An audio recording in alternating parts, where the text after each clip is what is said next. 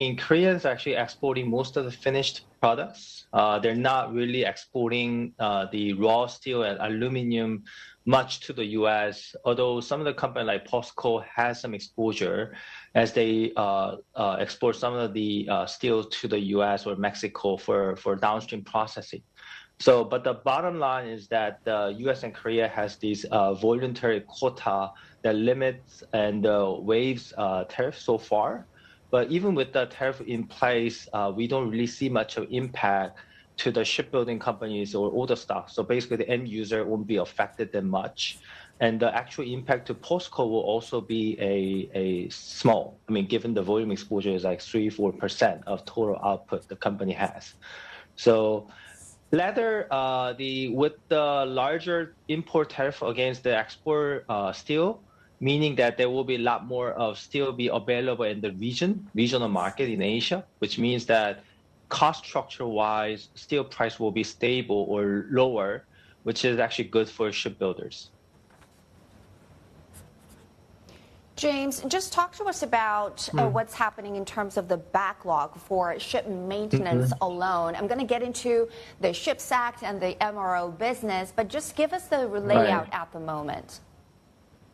Sure. So within the Korean shipbuilders, this defense-related portion of the business is only about like 5% of total business. So it's quite small.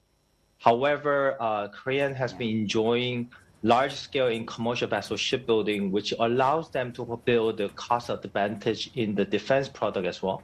And the Korean has been dealing with the Korean Navy and now dealing with the different countries, mostly emerging countries like Peru, Philippines.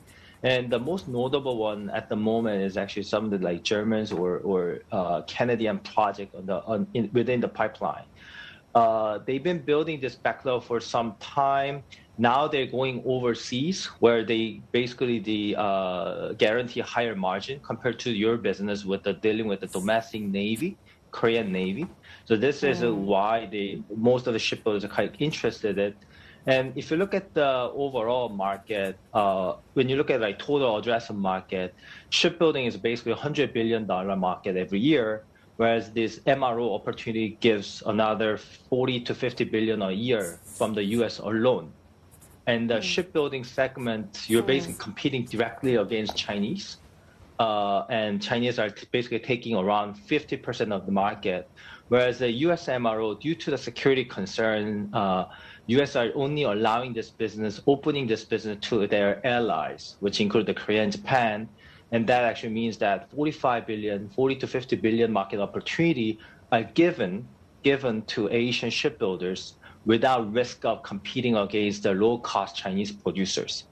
So at the end of the day, we're basically seeing the total addressable market for Korean shipbuilders going from like 50 billion to 100 billion. So this can be a significant inflection point for this Korean company in terms of backlog growth and business opportunity.